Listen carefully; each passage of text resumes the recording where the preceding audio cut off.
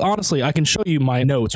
I know that was really great for this audio medium, but just trust me, there's a lot of notes. Hey, thanks for joining the Escape With Me Book Club. Escape with me, Sam Reiner. And me, David Warner. Into our most recent read. Come with us as we evade reality and go into detail about how a book compares to its movie. We will be talking about both in detail, so there will be spoilers. Today we are looking at Ready Player One. Published in 2011, Ernest Cline's obsession with the nerdy culture of the 1980s rocketed his debut novel to becoming a New York Times bestseller, as well as garnering the Alex Award and the 2011 Prometheus Award. The book didn't see a cinematic release until 2018, and while it received mediocre reviews, it garnered commercial success and was nominated for a large number of awards, and then winning awards for animation and cinematography. So where do we think the movie stands? That movie was dog and awful, and you cannot change my mind. It was horrible. Steven Spielberg, what the Every time I get reminded that he was the director of that movie, I wonder what happened. I have some ideas. I know a couple of things, but I have some ideas. All right, background. Okay, so I saw the movie first. I had no idea the book existed, and so this was back in 2018. My husband took me to the movies because he's obsessed with movies and books and movies about books, and I thought it was good at the time. Yeah, see, when you have absolutely no context of what that story is supposed to be like, and I hate you for bringing me into this demographic of the type of person who can say, oh my god, the book was so much better. I feel like every review we've done together, that has been the consensus. Well, here's the thing. This is what, the second time, third time that we've done this? I don't know. Third time. So with Catch Me If You Can, I already liked the movie. I still really like the movie. It's a fantastic movie. I just found out the book is also very good. The things that were changed in that book made sense. If they had used different names for their characters in this movie, it would have been a completely different story. Yeah, there's a couple of traces where they're like, hey, let's whatever. So many things bugged the crap out of me. But yeah, I saw the movie first. Then I read the book for this because you were like, let's do Ready Player One. And then I watched the movie again and nope. Yeah, no, the movie is awful. I don't typically describe movies as having to sit through them, but I had to sit through it in order to get through it the first time because I had never seen the movie. Oh my gosh, how many speeches did Wade give near the end? Oh my gosh. The speech to get all of them there, the speech about the Easter egg, the speech about Halliday, this isn't what you would want. Lars yelling from upstairs saying, it's a good movie, because my mother and girlfriend both, for whatever reason, enjoy that piece of crap. Have they read the book? No, they have not, but she wants to read the book so that way she can understand what I'm talking about when I say that that movie was god-awful. Yeah. I saw the trailers for the movie, but I never actually watched it. But all the trailers had that based on the award-winning novel all over it. And I'm like, oh, interesting. And then when we were talking about this, must have been, it just came to the forefronts of my mind. One of those memories that you don't even realize you had. And I'm like, oh, that seems interesting. People say good things about the movie, and the book was a New York Times bestseller. It was praised by critics. So sure, give it a shot. It had got a lot of awards. It is a New York Times bestseller, and it was his debut novel. So those are some pretty big things. He does have an interesting writing style. He came up with some certain phrases that I was wondering why, but no, my introduction really was just, oh, this looks like an interesting movie based on a book, and that was it. I had no other interaction with this story whatsoever until this prepping for this episode. Yeah, this was a time. So the biggest change, which by the way, the book, weirdly enough, is young adult, and you kind of get it because he's a teenager about to be an adult. He's a high school student towards graduation. And so that's the book. And then they kind of lower it for the movie to make it PG-13. And I get it. There's no young adult movie level, so I get it. But I do think that's one of the downfalls of the movie a little bit, is it is lowered to PG-13. Honestly, this book was 2 or 3 more D-list actors away from I would have been convinced it was made by Nickelodeon. Because I just remembered the other movie that we watched, and it was Swindle. I can't believe you forgot. I was remembering Catch Me If You Can. I forgot about Swindle. You have repressed it. I did. And honestly, until this insult came to my mind just now, I had it repressed successfully.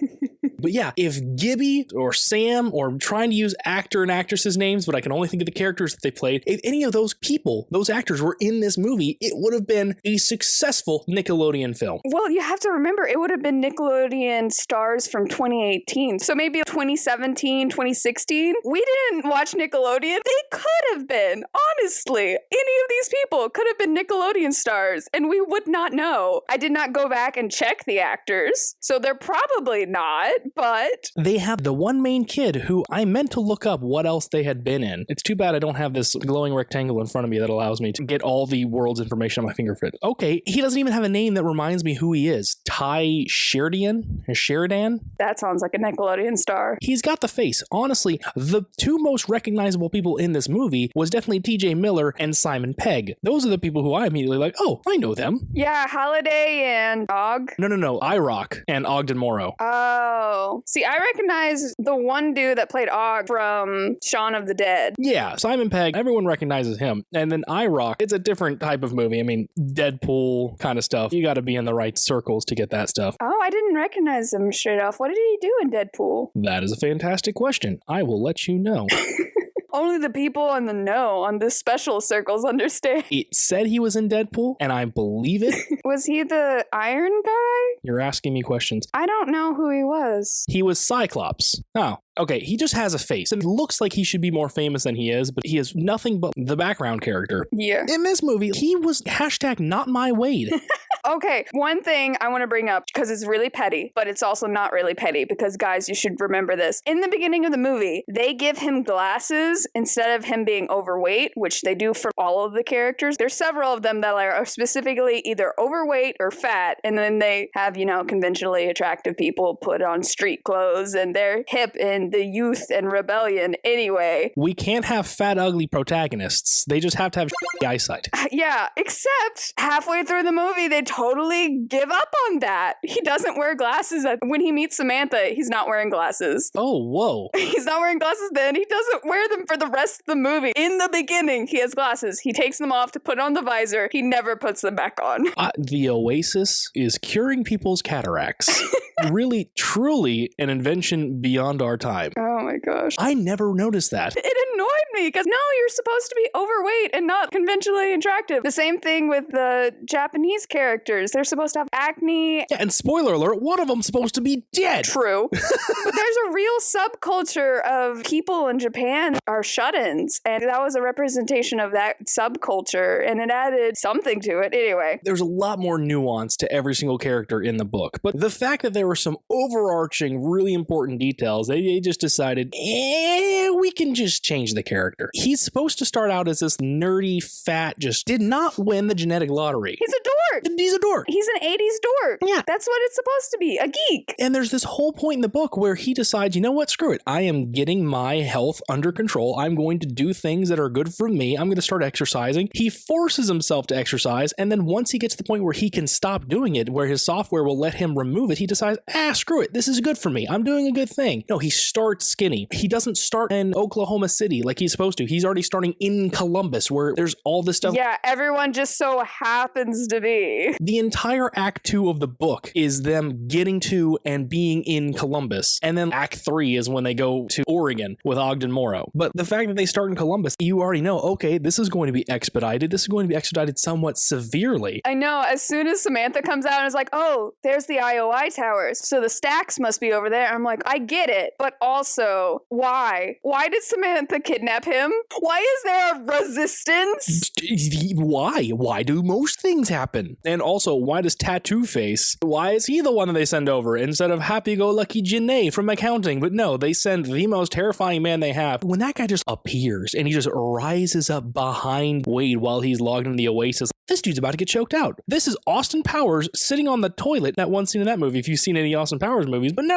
That was actually terrifying. Like, they're about to kill my boy. And then they take him to the Resistance, which we never talk about ever again, by the way. Nope. The droids follow them, shoot out the place, and then instead of killing Artemis, they decide instead to kidnap her and put her into a loyalty center. Drones are not quiet. There's no way. The two big things that happen with drones which was the planting of the C4 in the stacks and then following Tattoo Face around. There's no way those covert operations could have been pulled off when you have 20 or 30 decibels of just overhead. Well, also, they're a different color. Yeah, they're red. They are obviously evil drones. And so it's not even the normal drones that are white. They're red drones. Yeah, we saw a Pizza Hut delivery with a drone. And you're like, oh, look, drones are flying around all over the place. Cool. And I thought that was cute. I was like, that's a good addition. Like, I like that. Yeah. But the fact that you specifically have killer drones that are red. You're not normalizing drones driving around everywhere. Not even, no.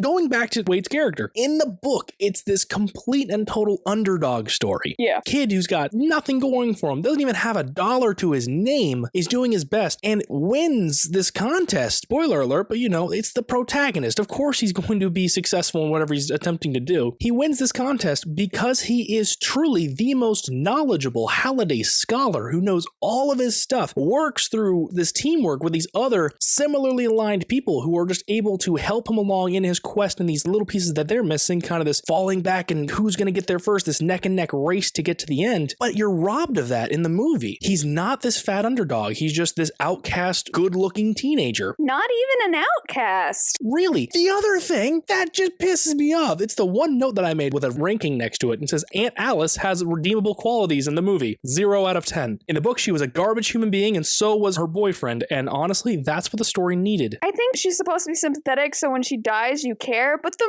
movie doesn't care. No. Wade cared way more in the book that happened. Oh yeah. And the way that the explosion happened in the book was so much better too, because you get this brief moment where they're talking about like you wouldn't actually do that. And we would log out and find out. So he logs out and he's just kind of sitting there in silence for a bit. He's like, Oh, good. They didn't do it. I knew they were full of crap. And then the explosions start. That was so much better. Oh my gosh. Up to this point, this totally normal company who's a little greedy, but a normal company is trying to murder people. Yeah. And does not care about collateral damage. If you have these drones that can follow people around and shoot things, why don't you just shoot him? Why do you have to blow up a stack? Now, it's explained in the book the reason they went for the explosion is because those happen all the time. There's meth labs and domestic terrorists all over the place. No one would blink. No one would think twice about that explosion. What do they not tell you in the movie? That, the very important piece of information that explains why they went this way, because otherwise you're just looking at this like, holy crap. What the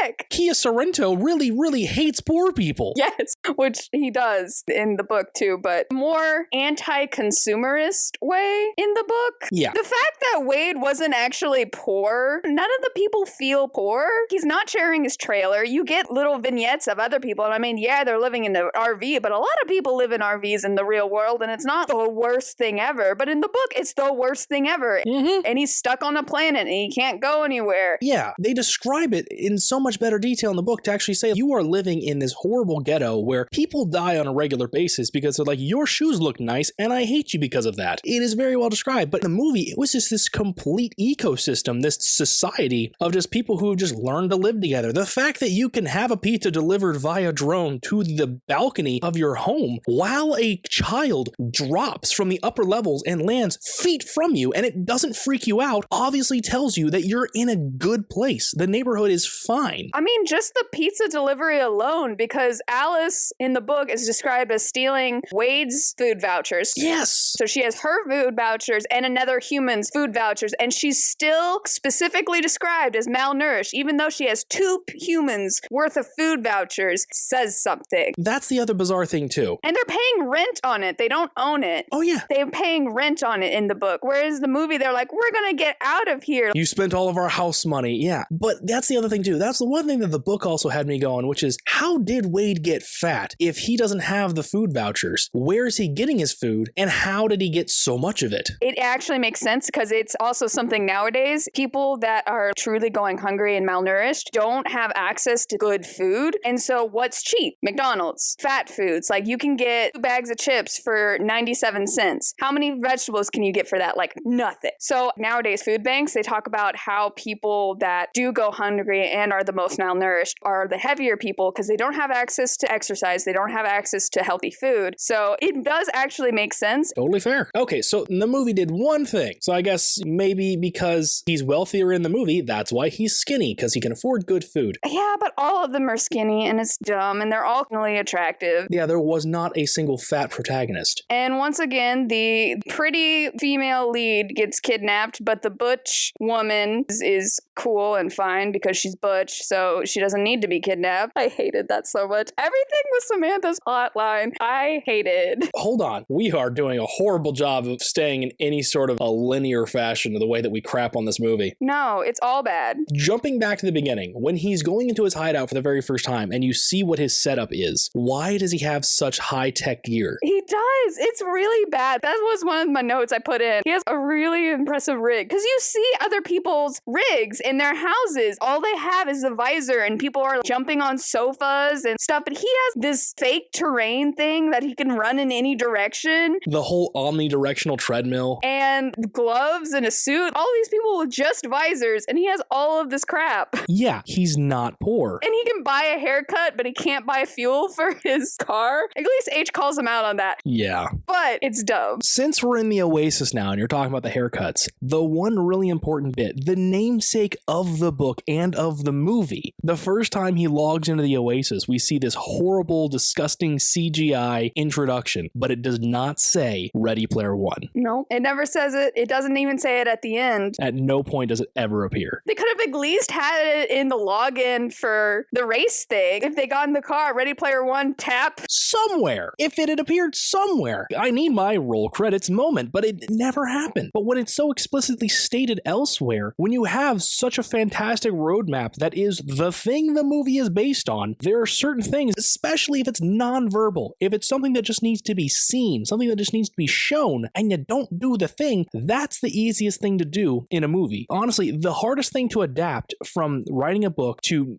filming a movie is all the stuff that isn't described, because you can give only the details that are necessary and a little bit of world building in a book, and that's where your imagination takes over, and that's all people need when they're reading a book. But in a movie, you have to show them everything. Yeah. Anything happening in the background is stuff that you have to also paint in. That you have control over everything, and you have to show everything. That's why you get all these funny moments when people are analyzing the background characters, and they see extras who are pretending to sweep, and they have the broom a full foot off the ground because they're just trying to pretend to do stuff in the background, and that's what people recognize. That's what people see. That's why it's so much harder when you're doing a film for specifically background stuff like that. So when it's nonverbal, when it's seemingly insignificant, you shouldn't have an excuse for why you don't include those things. Putting Ready Player One, like you said, in text somewhere in the car when they're starting the race would have been so easy. But now we're on the race. Now we're talking about that. Okay, so this is the part where I point out everything in the book they do, they can't do in the movie. Instead, Warner Brothers was like, I can fix this. Instead of being obsessed with the 80s, let's be obsessed with Warner Brothers. Oh, yeah. Oh my gosh. The race was a good example of all these Warner Brother properties, but also the battle at the very end with all the artifacts just being Warner Brother stuff. Oh, yeah. And then The Shining. The book is riddled with properties from all over the place. It would be the greatest crossover of all time to get all these different studios that own all these different properties to agree to let this movie happen the way that it was written. An 80s montage of everything. Yes. They did the best with what they could. Warner Brothers owns a lot of stuff, so they were able to get away with a lot of stuff. Didn't even have a measurable fraction of what was actually mentioned. They had to make some adaptations. Wizards of the Coast will let you bring up D&D, guys. Yeah. Netflix managed it. Yeah, they could have. But now we have the first challenge. Oh, I hate the first challenge. Instead of being and really helping to enforce the underdog story, which is knowing the first challenge is actually on the planet where all of the students go, where all the public schools are. Everyone has access to it. And if you're too poor to go elsewhere, you at least shouldn't be too poor to be at school. It's in a great place. And he specifically chose that spot because he wants a student to find it, not these big corporations with stuff or whatever, or already rich people. Halliday in the book at least had his act together. Halliday in the movie needed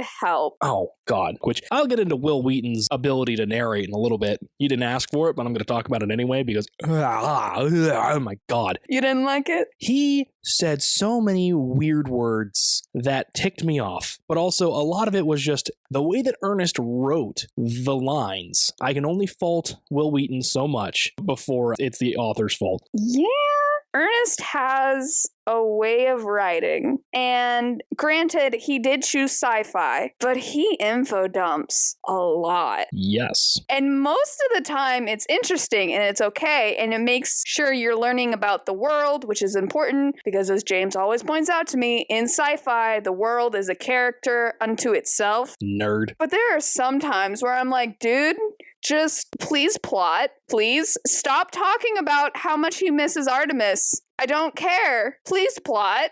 The entire second act of the book, I hated. Oh yeah. I love hearing middle-aged men or older men writing about teenage fantasy. It's just, you know what, man? You're right. You're spot on. That's exactly what goes through the mind of a horny teenager. It's better than when they try to write teenage girls, is all I'm going to say. The movie makes Halliday's hunt much more introspective than it was originally. Yeah. Because in the movie, it's all about Halliday as a person, and no joke, unapologetically, the real treasure were the friends we made along the way. And the book, it was good because they were fighting so hard against being a team and working together. But at the end, he forced them to work together. He was like, no, I want a team of people or something. I don't know. Maybe they were going to duke it out in the final thingy, but... The high five in the book is like the A-team. And then the high five in the movie is like the Three Stooges. The high five in the movie is Wade. Samantha kidnaps him. Wade. They are disgraceful Gunters for the memes. There's no reason why they should be as good as they are, because in the book, they were extremely all very knowledgeable. They had seen all the important movies multiple times, had analyzed them frame by frame, and then we get to this whole thing with The Shining. We find out H has never seen it, and Sho has only ever watched it through his fingers because it was too scary for him. You don't get to do that. Yeah. These people are supposed to be the best Gunters in the world. One of my biggest complaints... I felt so bad for Shoto. He got the worst rap in the movie because, first of all, the only reason Artemis figured it out is because she watched Wade. And then Wade told H how to do it. H told Dido how to do it. And then Dido told Shoto how to do it. And somehow, in between going backwards and completely VR, no obstacles whatsoever, Shoto manages to destroy his vehicle. Oh, yeah, he does crash his car. Yeah, oh, God. He does get a crap rap, but at the same time, he's 11. The most bad 11-year-old ever, Artemis said. I think in the book, he's 13. Back on the race, I refuse to believe that in 5 years, nobody went backwards. I do that on races. I actively do that on racing games all of the time. And granted, I know it's like actual track and there's not a wall there. Like maybe everyone's too that averse to dying, but I swear there's no way there wasn't at least one level 1 Gunter who got bored out of his mind and was like, you know what?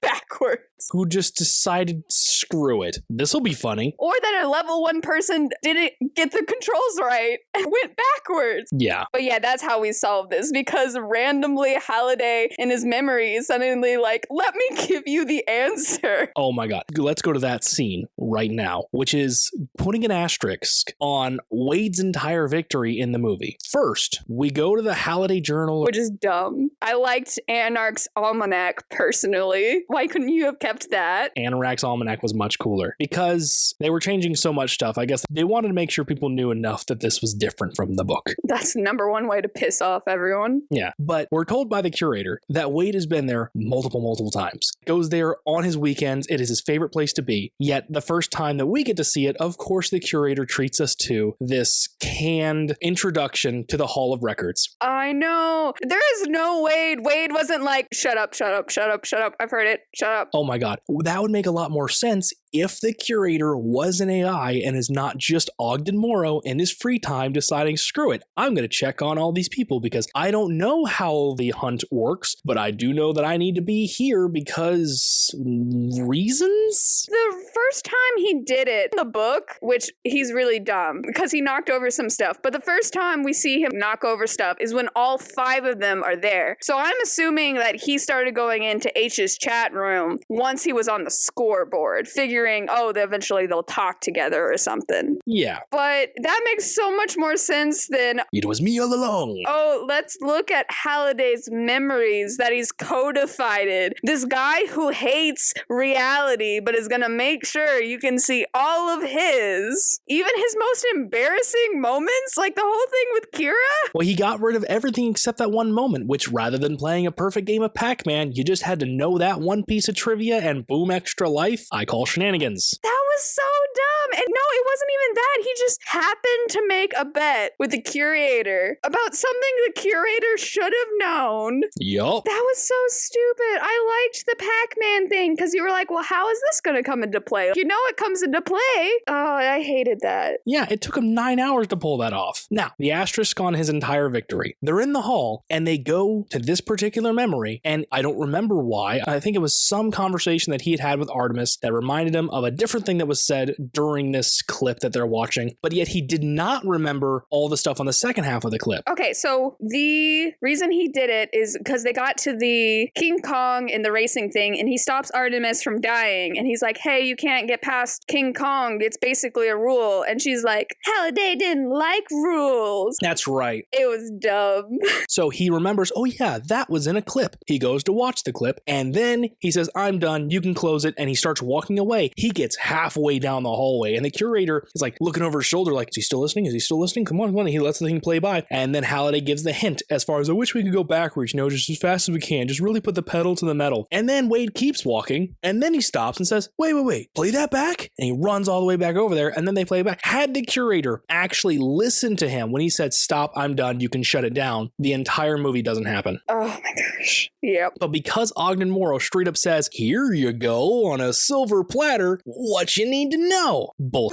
Yeah, I hate that. That's how they use Ogden Morrow's character. Well, because they're not going to be going to Oregon later, so I guess they have to include him somehow. In this dude's spare time, he just so happens to sometimes pretend to be the curator. There had to have been an actual AI at some point because there were so many people going through this, but now he's just decided now that no one comes to the museum anymore. Such a sad life. The whole point of the thing that they watch is that Morrow's like, hey, you need to live in reality. And so Ogden's just always in the Oasis waiting for something. I don't know. It's dumb. Oh my God. So the whole beginning to the hunt, I have never in my life seen a video so well described as the way they talk about the invitation video in the book. They straight up tell you word for word, line for line, choreographed how it happens. But what you get in the movie where they can actually bring that whole thing to life is caca. You get nothing. It's awkward. It's weird. You get Halliday leaning up out of his thing, just saying, hey, so there's 3 keys. But I like how in the book it mentions that invitation video becomes the most scrutinized piece of video in existence because everyone's watching it to get these clues. And it's this epic 4 or 5 minute long video all about what you need to know. Yeah, and it keeps switching. Yeah, all these transitions. And he keeps doing weird things and saying weird things. And then he has a clue. Yeah, where was the clue? Instead of being good and having a clue, instead they're like, and suddenly a portal appeared to a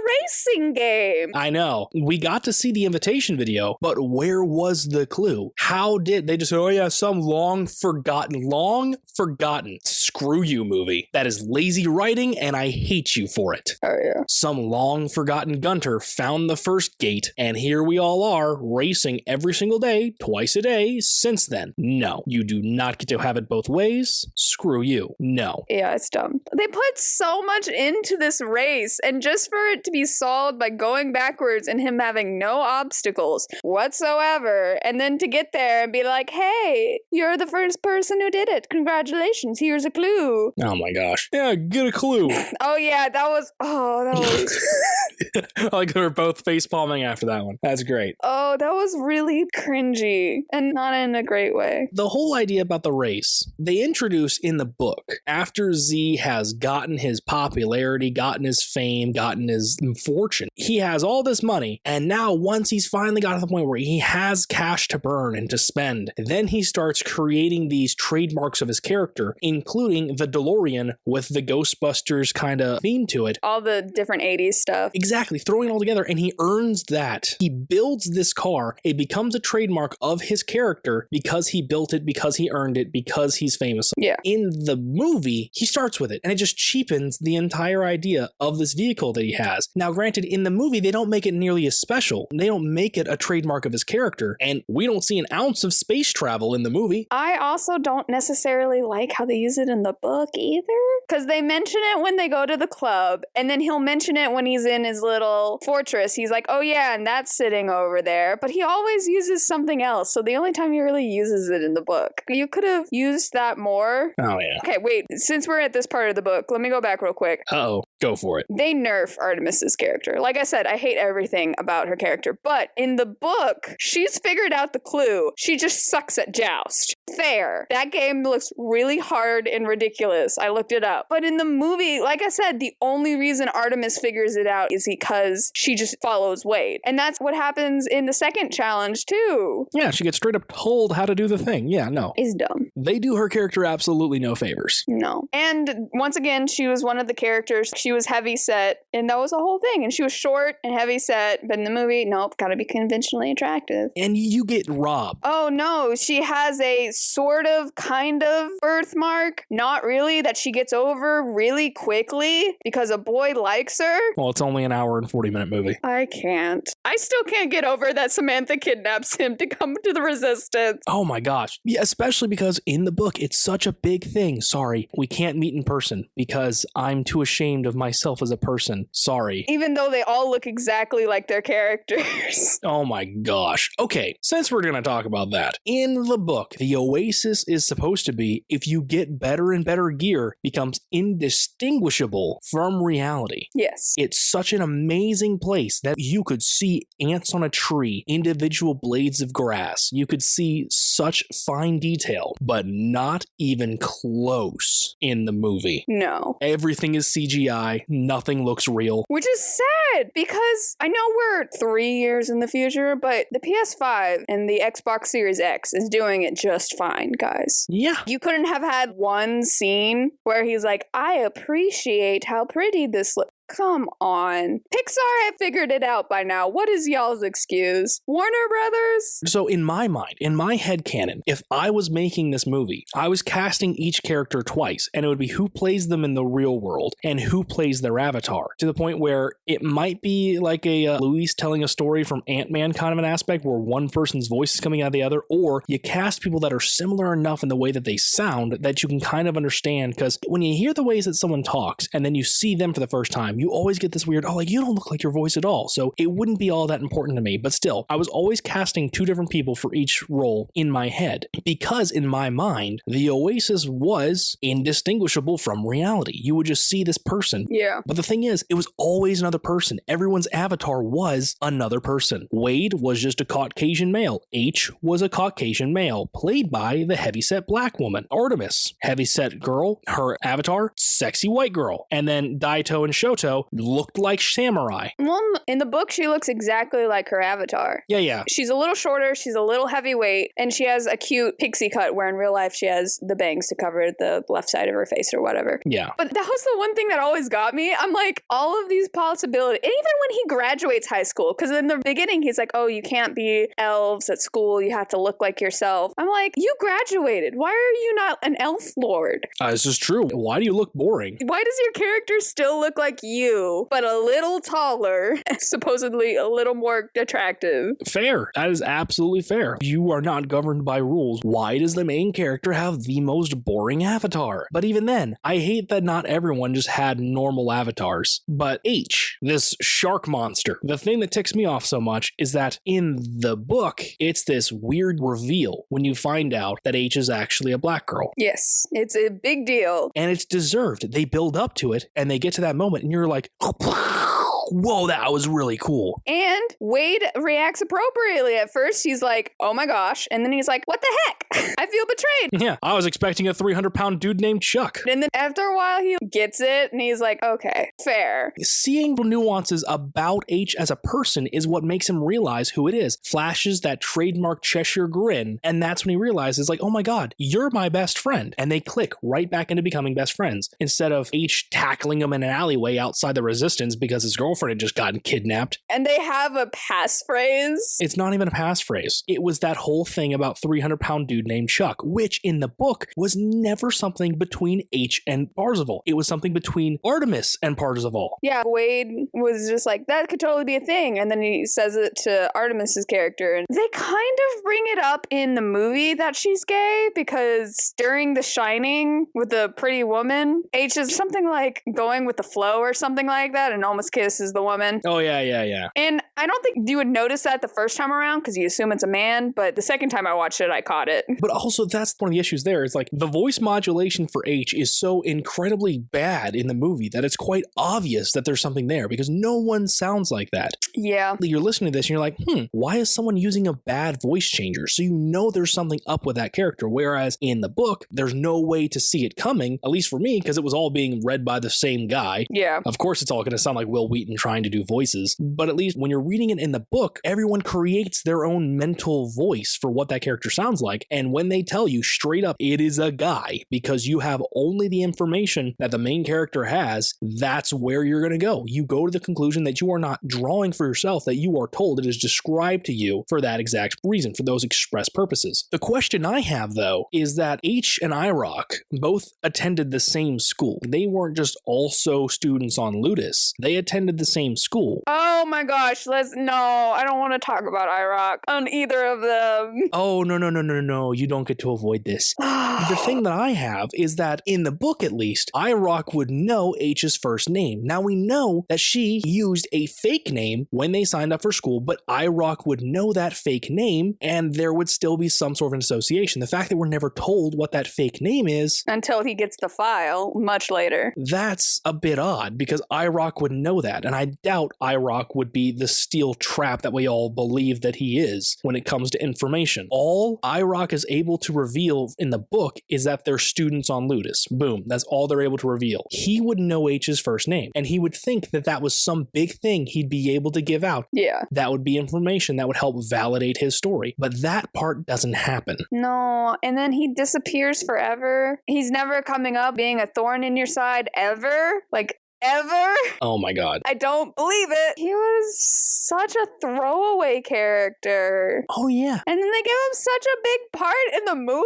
He was, in my opinion, just as much of a throwaway character in the movie. Everything that they didn't want to give to a nameless nobody, they gave to IROC. He's a bounty hunter for artifacts, but also for people, except he never actually bounty hunts for people, but also he's a high-level mage that can cast the orb. Oh, that was the thing too. That the orb, you didn't even need to be a mage to use it. You just needed to know the activation phrase. Oh, that was dumb, yeah. I like in the book, as long as they stand still and are holding the orb, it's active. And it makes for a much better moment with the whole retrieval system, walking a bomb through and blowing everything up. Okay, and now that we're talking about this as well, Sorrento keeps his password on his machine like an idiot. Sorrento's password is Bossman69.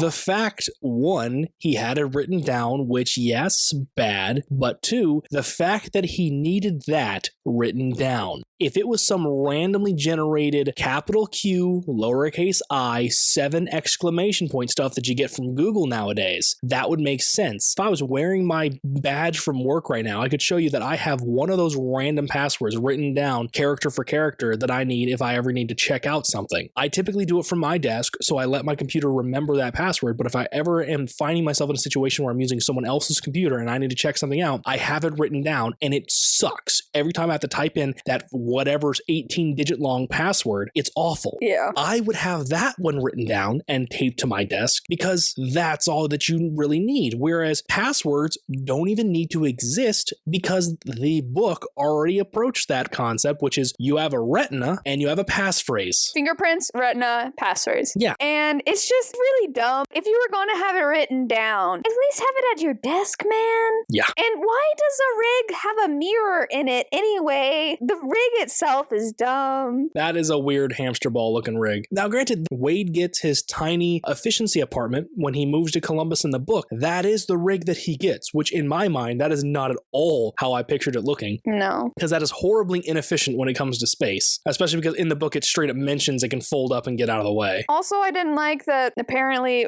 Does Sorrento wear a bodysuit? I can't remember. But apparently the bodysuits can actually mimic feeling, and I didn't like that. Sorrento does wear one because later on in one of those final fight scenes... Oh yeah, he's like, get me out of this at a dumb moment. No, dude, go back in. Before that, he gets kicked in the nuts. And when they open up the doors and they're walking in to help him out of the chair, you see the glowing red around his balls as he collapses to the ground and kind of takes that part off so it stops hurting. Which, can we talk about how apparently the only movement you can do in game, you can do in real life, but somehow Wade suddenly knows how to do karate moves? They address that in the book by just saying, oh yeah, I load up my blah blah blah software. He has a karate simulation. Yeah, not in the movie. You don't get to do that. The one scene where there are these weird moments, these weird movements that are happening that you don't get to see the real life person mimicking is the dancing scene between Artemis and Parzival. All this disco starts happening. And he takes forever to pull that up. That was not smooth.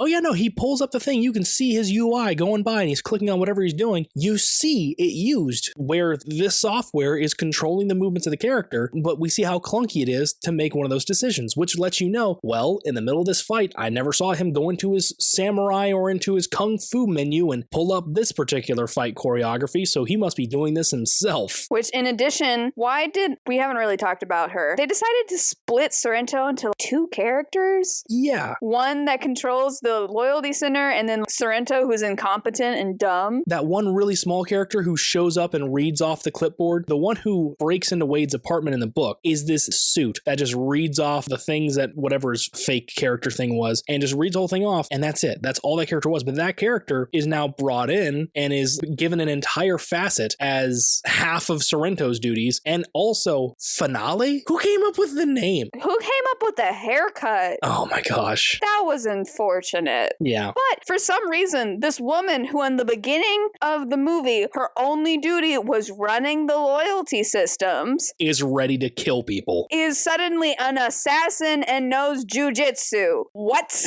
Why? Have you ever worked in insurance? And then the stupid tension of, oh no, I can't put the key in because driving is shaky, even though the rig should theoretically keep you steady. What's the point of all of the wires? Oh yeah, that was one of my notes too. So right before that, one of the moments that legitimately made me chuckle was they did a great casting for Halliday / Anorak. Yeah. Because his dry delivery was probably some of the best moments in the movie. And so when he's reaching out for the key and the truck shifts over and he misses the key and he misses it again and he goes, well, do you want it or not? That moment, that was one of my favorite moments. It's like, you know what? That's what you say in that moment. Thank you for giving me that. So I do appreciate that. But then 10 seconds later, when there's this whole buildup and he's trying to get the key in, gets one key in, like, oh, struggles a little bit, but gets the second key in. And then the next 10 seconds takes 6 minutes to go by as he's scratching that out of the face of the lock because he can't get the last crystal key in. You even cut over to the oologists over in IOI are all like, just get it in! Why were they cheering for him? The whole point is IOI wants to take over. Why were they cheering for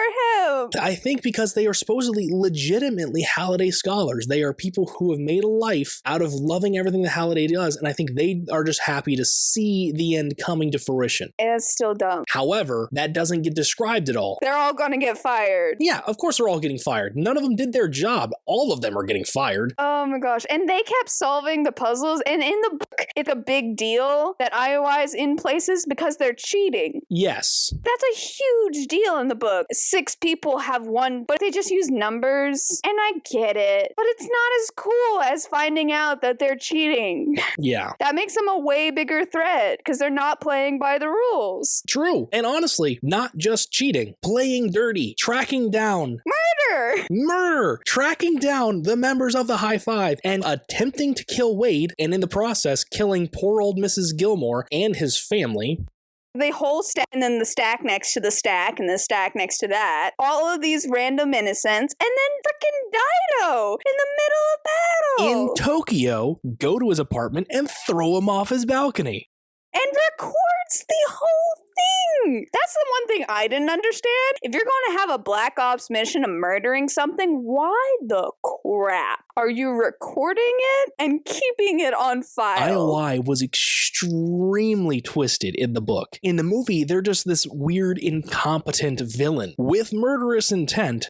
Sort of, not really, because there's that one point where she's like, oh, you take the gun and go do it, and he walks away. I'm like, you're such a wimp. No. The only thing that outweighs the murderous contempt of this corporate antagonist is its incompetence. It is not subtle the way they attempt to beat you over the head with symbolism in the movie. It's a bit more played out in the book, a bit more of a diet wokeness in the book. In the movie, they don't get to have that sort of a nuance. They don't get to be subtle. It's all just grabbing the reader by the front collar of their shirt and just smacking them up inside the left side, right side of the face, and just saying, do you get the message?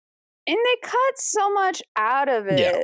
The whole thing about the book is, to go with the 80s that Ernest Cline is obsessed with, is the genre is cyberpunk. And cyberpunk is all about the one guy in virtual reality, and virtual reality is being about escaping current reality, because current reality sucks because of the techno corporations destroying the world. And so the one person has to fight off the techno corporate. And that's what the book is. And it's all about being anti-capitalist, anti-consumerism. Capitalism's bad.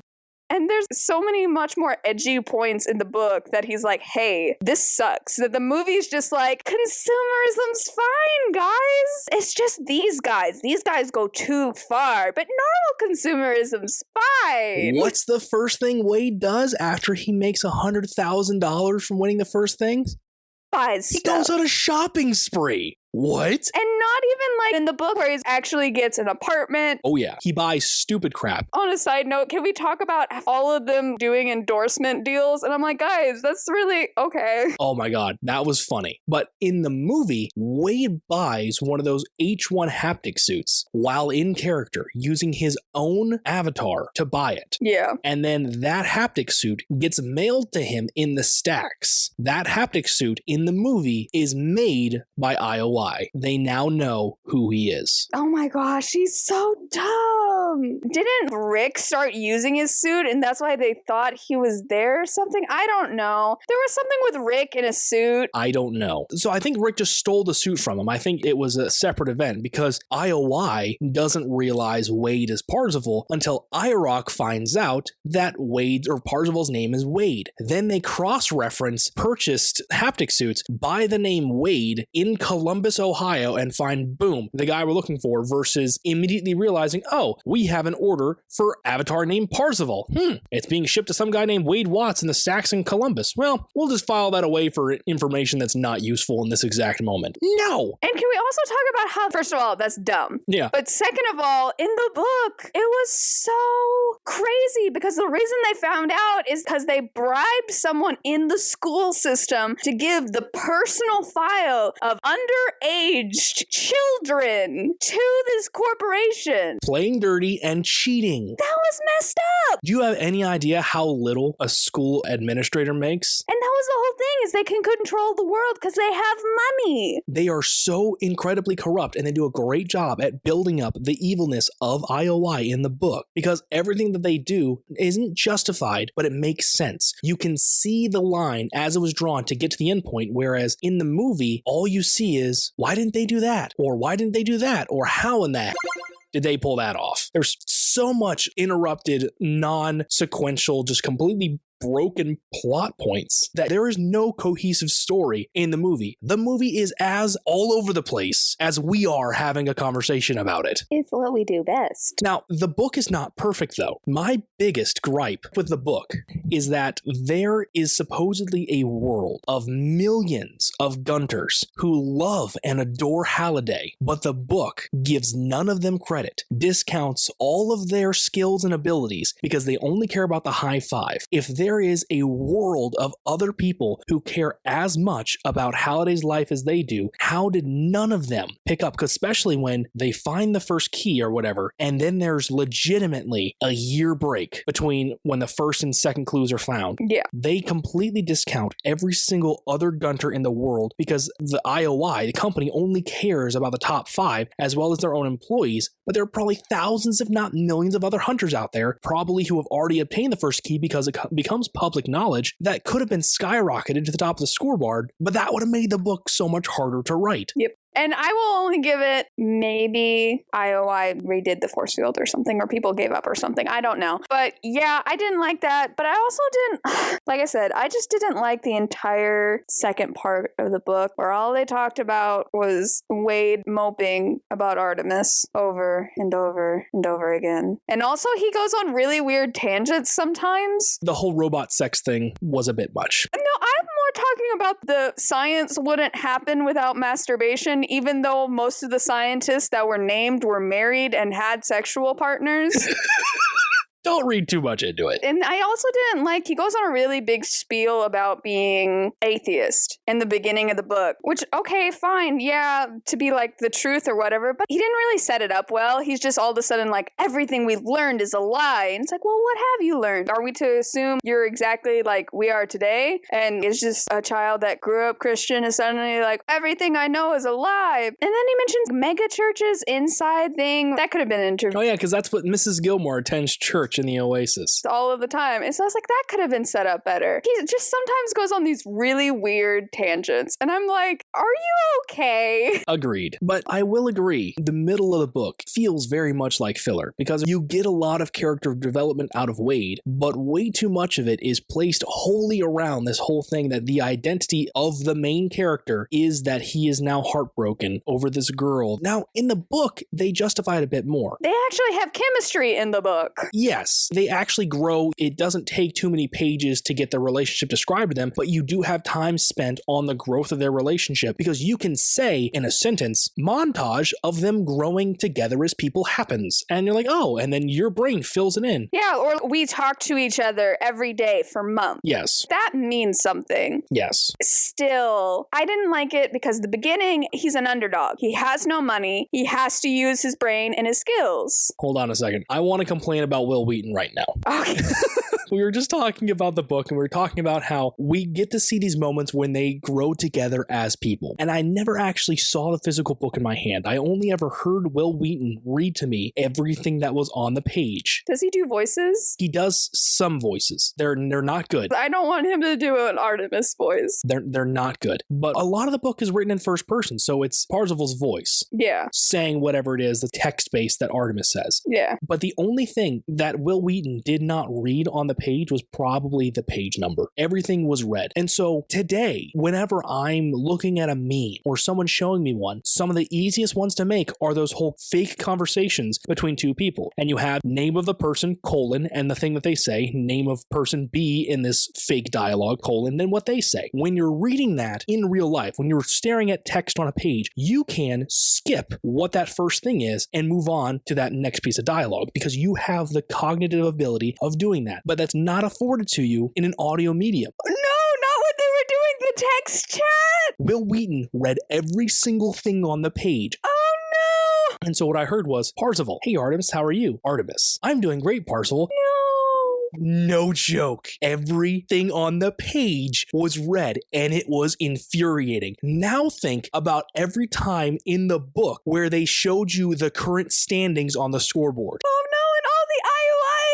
I got Parzival 107,000, Artemis 106,000. I legitimately pressed skip ahead 30 seconds on my ebook app, and then I hear IOI 667,438, 44,000. IOI 668,424, 44,000. I kid you not, it was infuriating. I would skip ahead 30 seconds and listen to the last two. It was so bad. The text chat that you're talking about, it only happens once when it's a long one. Yes. But it is 4.5 pages of Parzival, blah, blah, blah. Artemis, blah, blah, blah. Parzival, blah, blah, blah. Yes. And he didn't miss a single one. It was awful. And the scoreboard, I'm pretty sure reads 10 different... Oh, yeah. The top 10 that he always reads out, and there's always a high score. Like, what does he do? The gate symbols later on. I don't think he ever said anything about the gate. Because they'll have the first gate, and then later on, it's important because you can see how many people have made it to the second gate and cleared it. So that's weird. I think they also say that in the text of the story, where they say, and now a green gate icon has appeared next to my name in the scoreboard. Oh, that makes sense, yeah. But the other thing, since we're currently crapping on Will Wheaton, his pronunciation of poser is poseur. I wanted to drive off the road into any solid object every time, because it's not just once. Because the best part is whenever Z is having a conversation where he's just having this tissy fit where they're throwing insults back at each other, it's like, you're just a poseur. Did you just call me a poseur? You're a poseur. And I wanted to die. In that moment, I wanted nothing more than to be cleansed by the flames of my burning vehicle because of what I heard. I'm crying, legitimately. You did not have permission to put that into my eardrums, Will Wheaton, and you can never take it back. That is glorious in a really cringy way. It was awful. I don't get secondhand embarrassment. I find other people's embarrassment very enjoyable, and that's why I like watching bad movies or playing bad video games. I just find it really satisfying for some reason, and that is the best thing.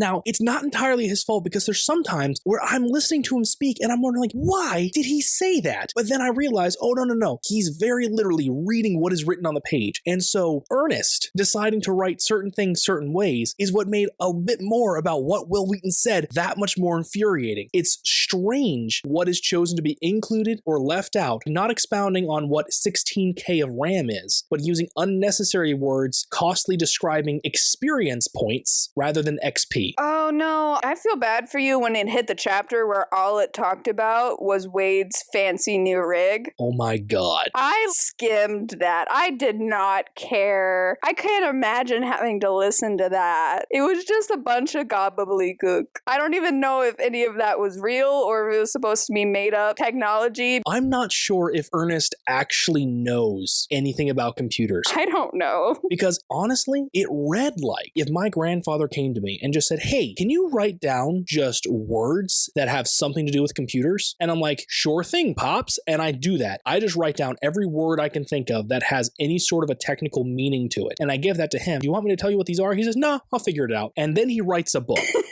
That's what that felt like to me. Yeah, that section was not great. I mean, it's important, I guess, because the book, sci-fi, whatever, but I could have done without that part. There's a couple of parts where I'm like, I could have gone without this, thank you. Yeah, for the most part, the information was in the right place. Just tell me what the rig does. Yes, you do not need to go into excruciating detail about stuff that literally no one cares about, because all you're going to do is piss off the people who do know what they're talking about. Shout out to me actually knowing what the heck Max was. Oh, Max Headroom? Yeah. There were certain times where I would get the reference and I would feel so cool. And then there were times I would get the reference and I'm like, that's sad that I know that. Yep. So my mother enjoys this movie. I've already applied for emancipation. My girlfriend, however, also enjoyed this movie, but she wants to read the book. She wants to understand why I despise it so much. Now, that being said, I watched this movie twice. I read the book twice because I did it first back in July or whatever when we first talked about doing this episode. Yeah. And I decided, like, you know what? I'm going to jump on. I'm going to go ahead and get it. I listened to the second book. I've listened to Ready Player 2. Really? It's so bad. Yeah, I've heard bad things about it. Oh my God, I hate it. Now, it is not good, but still, the book, I enjoy it. I read the book twice. I didn't care that much. Listening to Will Wheaton do it, though, was the painful bit. But I say all this because when I talked about having to do it again, I went through the audiobook again, and then when I needed to refresh myself on the movie, I watched it yesterday, and when I was talking about needing to watch that movie, Pilar's exact words, because I had to write it down. The quote was too great. She said, we already watched that movie. They're in a dirty universe. The evil guy's a corporation, and there's that Willy Wonka looking guy who helps them save the day. Now, please, can we just watch White Chicks? We did watch White Chicks, and then I watched Ready Player One. I did not have a good afternoon yesterday. But the worst part is she then decided to go ahead and sit down with me and watch that movie too. And the whole time she's just talking about how, I don't know how you don't like this movie. This is so great. I felt so bad for her and her awful taste in movies. It's me in 2018 where my husband was like, Yep, you liked... Well, actually, he doesn't mind the movie. He has a lot more experience with being disappointed with book adaptations to movies because that's who he is as a person. So he doesn't mind this. He's able to look at it as a movie versus as a book. And obviously, since we're purposely comparing them, you can see how awful the movie really is. Yes. But yeah, I was such a young spring child.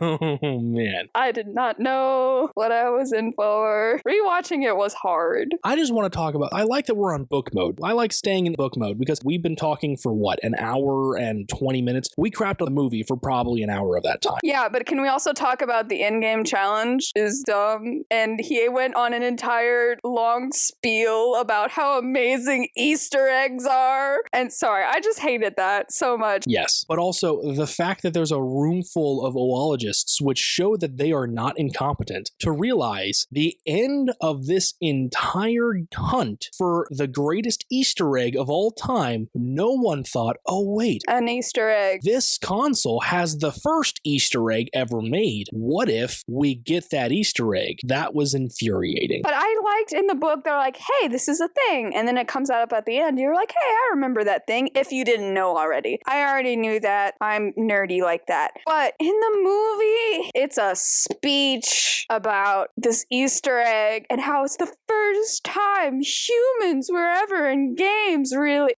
It's really, oh, hey, yeah, back then, they didn't let you put your name on a thing. It's cool trivia. It's not that important. It really isn't. In the book, it's just like, yeah, back then, Atari didn't let you put your name on it. So one guy was like, screw you, I'm putting my name in it. So he did, but he just made it really hard to find. Yeah, and then he talked about how a bunch of people found them, and it was cool. I'm like, yeah, and that's the level it should be at. In the process, he started an entire, completely unknowing to him, started an entire facet online culture is now, which is just hiding things for the sake of the few people who will find the thing. And the fact that that gets lost to the point where you have dozens, probably hundreds of your employees who have made it, where they've gotten all three keys. They actually solve it in the movie. They solve the riddles themselves. IOI solves the riddles. They are much less incompetent in the movie, but at the same time, that makes them even more incompetent. Yeah, so in the book, the incompetence actually rests on the oologists in the book. They actually are just not as good of Halliday scholars as the High Five are. And then you have this malicious overlord that is Sorrento and the actual company IOI going out and doing these horrible killings and doing horrible things. In the movie, you have these really, really talented, really smart Halliday scholars and this dip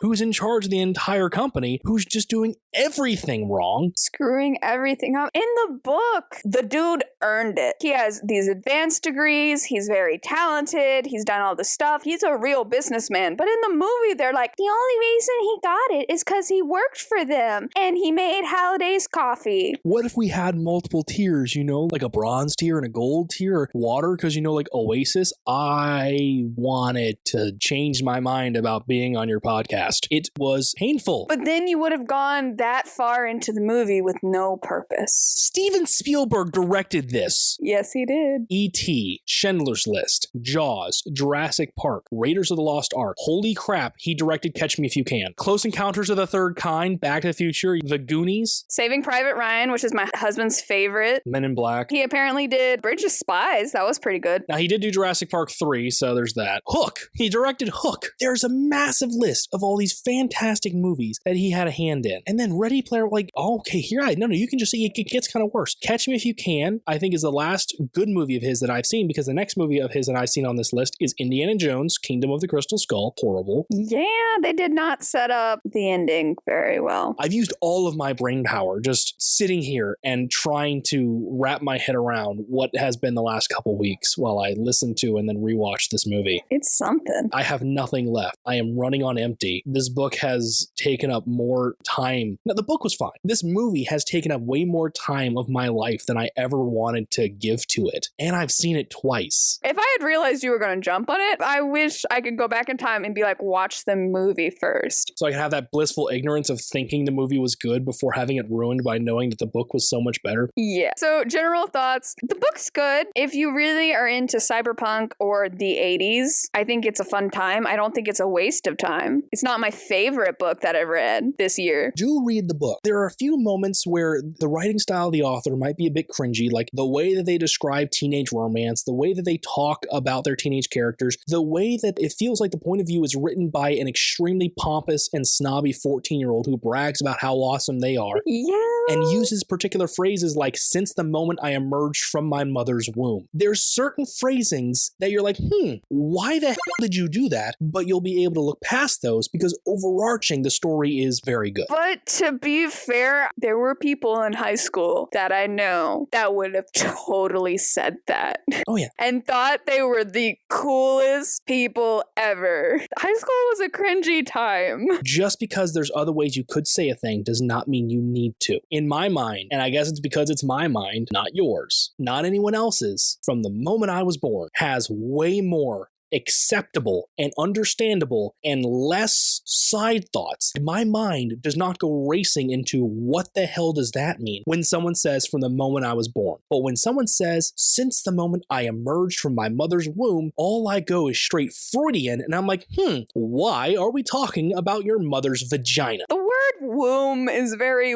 weird. I don't think we use it enough for it not to be weird. I feel like saying uterus is way less creepy than womb. And womb is supposed to be the PG version. Womb is used one time in pop culture where no one really cares about it because it's used perfectly, and it's Weird Al, Womb with a View. And that's it. It's the one time I can think of where that word was used correctly. It's an old-timey word at this point, and it's weird. Just call it a uterus, guys. It's fine. Why can't we have other words like born, birth, No. emerged? Emerged is also weird. Emerge is less like being pushed out and more like you have chosen now to go. That's weird. It also feels like you had anything to do with it. That implies choice. Ew. I've made my entrance. Let's not dissect that anymore. Party don't start till I emerge. General thoughts. Back to that. The movie is kind of Yeah, the movie gets a solid 3 out of 10 for me. The redeeming qualities are the dry delivery and humor of certain aspects, and the fact that it does at least give you some sort of a reminiscent